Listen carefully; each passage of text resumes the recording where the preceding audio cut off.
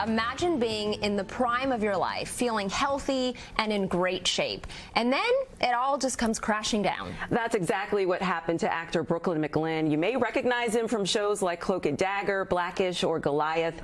At 43, he suffered a massive heart attack, the same thing his father went through at the age of 49.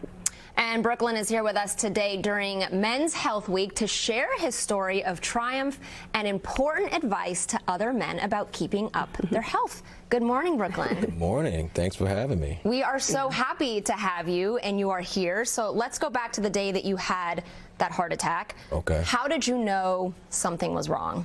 I was playing basketball, so we're May 2016, and I felt a little tightness like in my sternum area.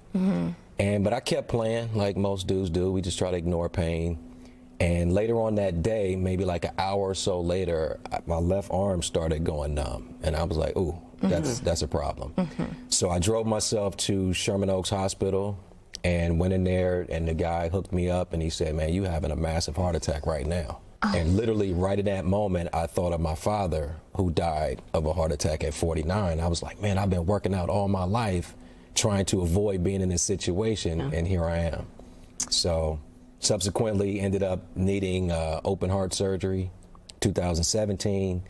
That surgery failed, had to do it again in 2018, and that period in between was just a really, really tough time. Like, I literally thought about taking my own life just because I couldn't see that being the rest of my life, is dealing with heart problems. Yeah. But, you know, I managed to not do that and persevere, and the second surgery went well. So, you know, here we are today. Yeah, and that was a second open heart surgery, right? Yeah. And then so you mentioned your father died at 49 of a heart attack. So were you ever concerned it was going to happen to you? Like, why didn't you, check on yourself regularly? You know what? I thought it could happen to me. But that was the reason why I tried to stay in shape. Yeah. So in my mind, it never crossed my mind that I could die from it. But I thought, you know what, you might have to cross that bridge at some point. It just happened way sooner than I thought because I was in good shape. Yeah. So did you go to the doctor regularly? Went to the doctor. I mean, I played sports, so you got to get your physicals in college and, professional, whatever. So. And nobody ever detected anything? No. So you had the two open heart surgeries. You had the transplant in the height of the pandemic. Yeah. When the doctors called you and said, all right, it's go time, what were you thinking? You know what? At that point, I had been dealing with my heart for 5-6 years. So I just was kind of like, God, this is whatever this is. Like, let's just do it. There was no fear because I'm like, I had already flatlined, from the second heart attack on the way to the hospital. So at that point, I'm like, well, if you still want me here, then I'm going to do whatever's necessary. So the tough part about a transplant is knowing that someone else is dying so you can stay alive. So that was the toughest thing for me to have to deal with. But, I did the surgery.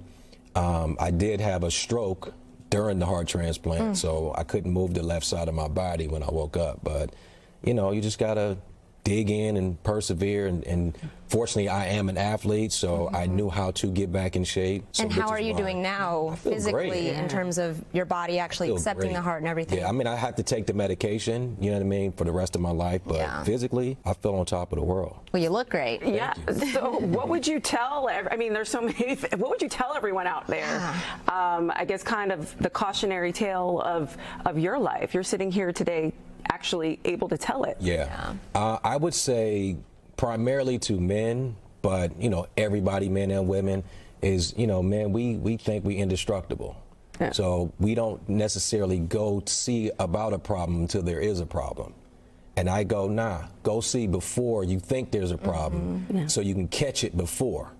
So I caught mine during, which is why now I'm, I have to deal with the way I have to deal with it. But to be preventative is really the key. But, you got to go for your family, for your, do it.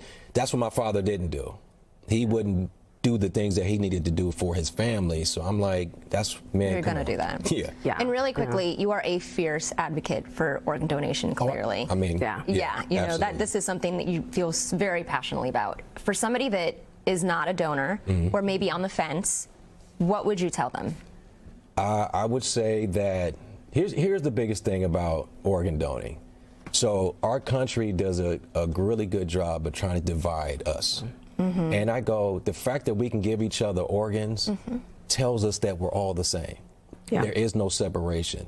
So if you're thinking about organ donating, you know, go ahead and do it. I'm definitely going to do. You can take everything I got at this point, like, you know. So, but no, it's definitely a positive thing to do. It's worthwhile. Amazing. Yeah. Well, Brooklyn, thank you so much. Your story is so inspiring, and we'll see you out on the basketball course. The basketball court, and we're the so golf glad course, you're so glad that and on you're here. TV. Yes. And on TV. Yeah, for sure. And by the way, do you like artichokes? Yes. Because that's our next segment. That was so you're gonna loaded, have to right? tune in. I'm